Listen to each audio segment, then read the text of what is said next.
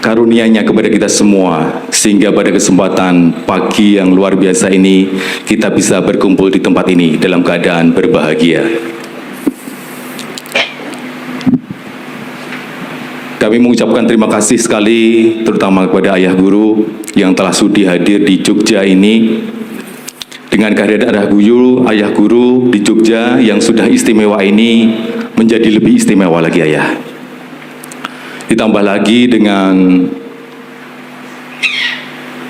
para sahabat BSI ya, dari Jogja, dari Jateng, dari Jatim dan juga dari Jawa Barat. Luar biasa sekali. Semoga Allah SWT meridhoi dan memberkahi kita semua. Amin ya rabbal alamin.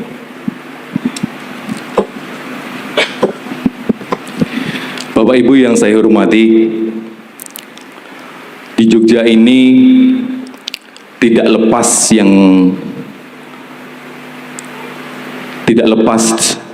dari sebuah budaya yang luar biasa. Salah satunya dengan keberadaan candi yang banyak terdapat di Indonesia, terutama di Jogja dan juga di Jawa Tengah. Ada beberapa yang sudah ditemukan, tapi tentunya juga masih ada yang terpendam karena erupsi gunung berapi. Yang paling terkenal tentunya ada di Jawa Tengah, perbatasan Jawa Tengah dan juga di Jogja, yaitu di Prambanan, dan juga ada di daerah Magelang, yaitu Borobudur. Tentunya kita semua juga kepingin mengetahui tentang hakikat candi yang sebenarnya dan implementasi sifat-sifat holik dalam diri manusia ataupun makhluknya. Tentunya kita semua sudah menantikan kajian dari Ayah Guru tentang hakikat candi dan implementasi sifat-sifat holik dalam diri manusia. Tapi tentunya marilah acara pada kesempatan siang hari ini kita buka bersama-sama dengan menghadirkan Allah di tengah-tengah kita semua dengan membaca basmalah. Bismillahirrahmanirrahim. Untuk selanjutnya kepada Ayah Guru, silahkan memberikan kajian kepada kita semua, pencerahan kepada kita semua tentang hakikat candi dan juga implementasi sifat-sifat holik dalam diri manusia. Kepada Ayah Guru dipersilakan.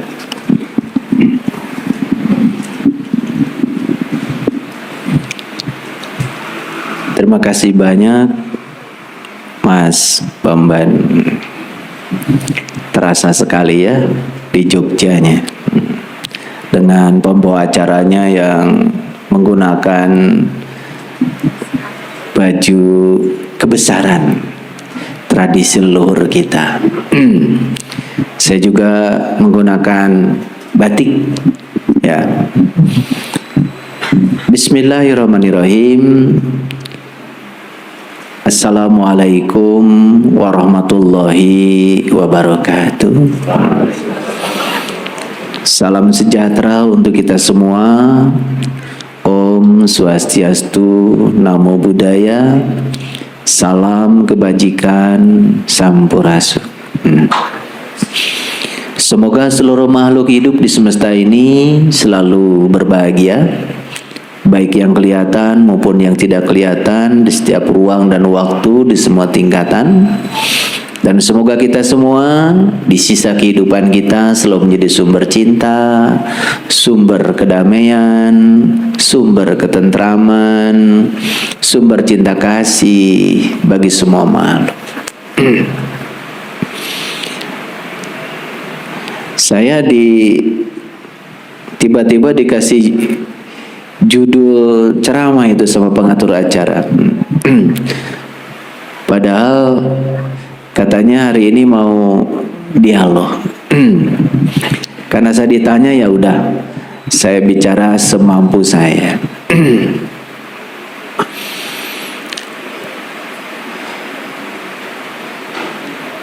Sumber kebaikan itu namanya adalah pengetahuan. Sedangkan sumber kejahatan itu namanya kebodohan.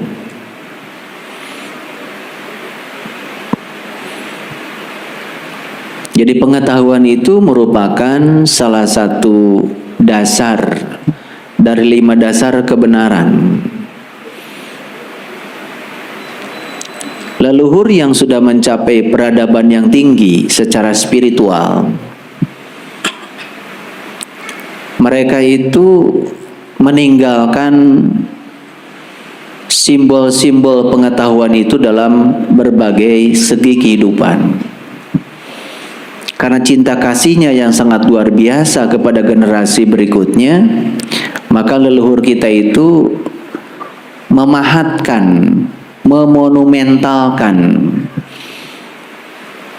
pengetahuan-pengetahuan dasar itu dalam simbol-simbol yang hanya bisa dibaca oleh mereka yang memiliki kecerdasan. Siapapun yang memiliki kecerdasan yang melampaui pikiran,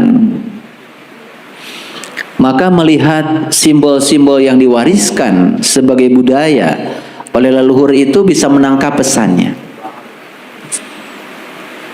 Jadi kalau kita pergi ke tempat rekreasi, kita hanya foto dan makan-makan, itu tidak rekreasi. Karena rekreasi itu dari bahasa Inggris, recreation. Jadi recreation itu artinya mencipta ulang.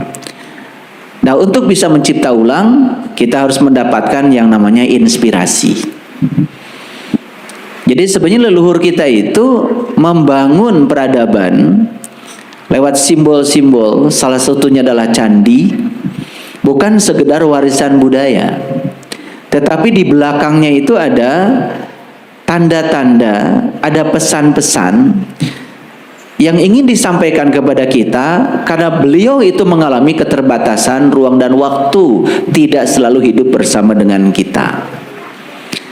Lalu simbol-simbol itu kemudian diabadikan dalam karya monumental. Kalau kita berbicara Candi Borobudur, sudah disepakati itu bukan sekedar warisan budaya lokal. Oleh UNESCO sudah diabadikan sebagai warisan budaya dunia dan diakui sebagai 7 keajaiban dunia. Itu warisan dunia itu, bukan hanya warisan budaya lokal. Diakui sebagai sesuatu yang sangat monumental dan luar biasa. Oleh karena itu sayang sekali kalau kita pergi ke candi hanya berfoto-foto, setelah itu makan-makan, setelah itu pulang. Pesannya tidak pernah kita bisa tangkap. Jadi kalau saya ditanya, ya apa makna hakikat dari simbol-simbol yang ada di candi, ya tentu saja jawabannya akan sangat luas. Barangkali saya senang kalau kita bisa berdiskusi ya. Tetapi sebagai bahan untuk diskusi, saya coba ya menjelaskan dari temuan pengalaman saya, sekaligus juga pengalaman spiritual saya, yang bisa menangkap pesan di balik itu. Candi Borobudur misalnya, Candi Borobudur itu kalau dilihat dari atas, dari ketinggian, itu persis seperti bunga teratai raksasa. Kalau di Bali disebut bunga lotus, disebut bunga padma itu. Itu lambang kesucian para leluhur. Dan secara saintifik bisa dijelaskan. Bunga teratai, bunga padma, itu kan bunga yang hidup di tiga dimensi kehidupan. Kalau benih bunga teratai itu jatuh di lumpur, itu akan hidup. Tetapi dia tidak sekedar hidup di lumpur. Dia akan melakukan suatu pertumbuhan yang akan menembus lapisan air, yang puncaknya bisa memasuki kekosongan yang namanya udara. Jadi bunga teratai itu hidup di 3 dimensi. Dimensi yang paling dasar itu adalah lumpur, dimensi kedua adalah air, dimensi yang ketiga adalah udara atau kekosongan. Luar biasa ya. Nah, seharusnya ya setiap kita itu dalam proses menjalani kehidupan itu harus seperti bunga teratai. Ya, di mana kita jatuh, benih kita jatuh, terimalah itu sebagai bagian dari yang terbaik dari semesta buat kita. Yang paling penting bukan di mana kita jatuh, tapi yang paling penting setelah jatuh kita tumbuh. Dan bukan segera tumbuh di tempat itu, kita harus melewati ya dimensi-dimensi pertumbuhan yang lain, yang puncaknya adalah mencapai kekosongan. Dan bunga teratai yang paling indah adalah bunga teratai itu semakin kotor tempat tumbuhnya, malah semakin indah dan bersih bunganya. Kan itu melambangkan sebuah pencapaian. Bagaimana kita bisa tetap manis di tempat yang pahit, bagaimana kita bisa tetap dingin di tempat yang panas, bagaimana kita tetap hening di tempat yang ramai. Itu yang kemudian dilambangkan dengan bunga teratai. Makanya bunga teratai itu adalah lambang dari pencapaian spiritual manusia-manusia yang sudah mencapai keheningan batin. Makanya kalau dilihat dari atas, dari ketinggian, ya Candi Borobudur itu ya melambangkan bunga teratai raksasa. Nah, kalau kita lihat dari dekat, ya Candi Borobudur itu kan ya ada tiga tingkatan itu, ya. Tingkatan yang paling bawah yang disebut dengan Kamadhatu. Tingkatan yang kedua disebut dengan alam antara, itu yang disebut dengan Rupadhatu. Tingkatan yang paling tinggi itu yang disebut dengan ya Arupadhatu. Candi Borobudur itu lantainya saja ada 10. Ada 10 lantai. Ya. Lantainya. Tingkatannya ada 9. Di Kamadhatu ada di lantai yang kedua, ya satu tingkat di atas Undak. Itu dia cuma satu lantai saja, Kamadhatu itu. Di situ ada yang harus diperhatikan oleh kita. Yang pertama, relief. Relief yang ada di tingkatan Kamadhatu itu cerita tentang hukum sebab akibat. Yaitu cerita tentang alam-alam bawah. Ketika kita manusia banyak menciptakan sebab di tingkat hawa nafsu, maka dia juga akan mendapatkan akibat di tingkatan itu. Itu hukum sebab akibat itu. Naik ke atas yang namanya Rupadhatu, itu lantai ketiga, keempat, kelima, keenam sampai ketujuh, itu ada 5 tingkatan. Di situ yang disebut dengan alam antara. Alam antara itu alam di mana manusia sudah mulai bisa mengendalikan hawa nafsu, tapi masih berada di kehidupan yang nyata. Maka relief yang digambarkan di situ pun sudah berbeda dengan relief yang ada di alam bawah. Nah, di tingkatan yang ketiga yang namanya Arupadhatu, jadi sudah tidak ada wujud di situ, ya, sudah masuk bentuk-bentuk mandala di situ, ya. Di tingkat yang ketiga itu ada 3 tingkatan yang sampai pada stupa yang paling utama. Dan jumlah stupanya di Candi Borobudur itu 73. Itu angka-angka keramat itu. 73. Dalam semua tradisi agama, angka 7 dan 3 ini angka keramat. Angka yang sangat kental dengan spiritual. Begitu luar biasa ya, leluhur kita itu merencanakan sebuah pembangunan, menitipkan pesan leluhur kepada kita itu lewat sebuah karya monumental yang sangat luar biasa kalau orang yang berkesadaran bisa membacanya. Kalau kita lihat wujud di bagian bawah ya, di daerah Kamadhatu, itu bentuk candinya itu masih kotak ya. Makin ke atas itu bentuknya sudah berubah jadi lingkaran. Karena kotak dan lingkaran itu sangat berbeda secara geometris. Kalau kotak itu statik ya, kotak itu tidak dinamis. Makanya tidak pernah ada orang menciptakan ban, roda untuk mobil itu terbuat dari kotak. Semua ban itu lingkaran. Kan lingkaran itu mandala, kesempurnaan.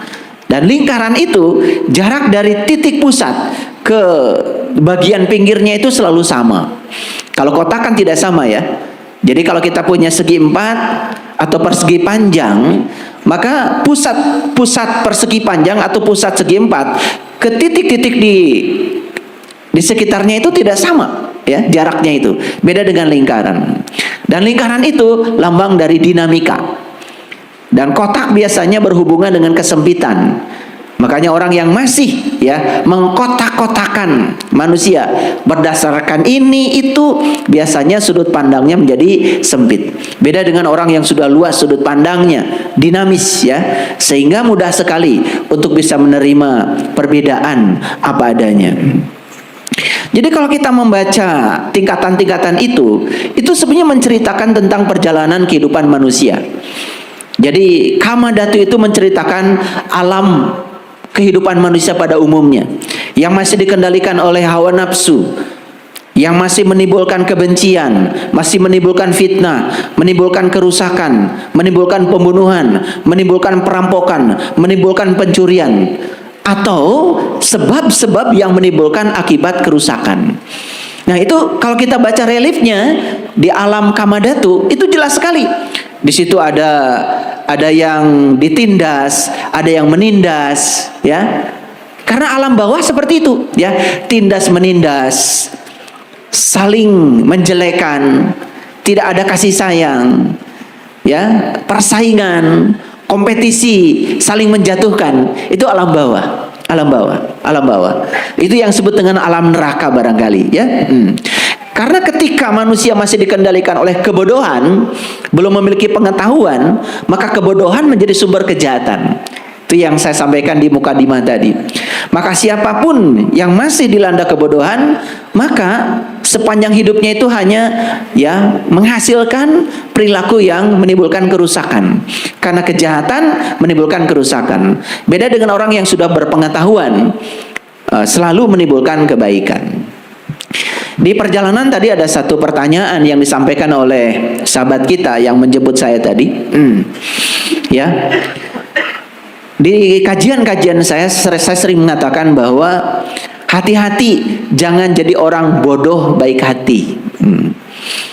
Nah, kemudian ada yang nanya sama saya, gimana sih batasannya orang bodoh baik hati itu seperti apa? Saya gampang sekali menjawabnya. Kalau bantuan kita kepada orang itu menimbulkan orang itu tidak maju, tidak tertolong oleh bantuan kita, jelas bantuan kita itu tanpa pengetahuan, itu namanya kebodohan. Tapi kalau bantuan kita membuat dia jadi mandiri, membuat dia jadi dirinya sendiri, ya, tidak bergantung pada orang lain, maka bantuan itu berbasis pada pengetahuan. Jadi sebenarnya sangat sederhana ya, sangat sederhana. Kalau kita ingin tahu apakah seseorang itu berpengetahuan atau tidak, lihat saja dampak dari yang dilakukannya.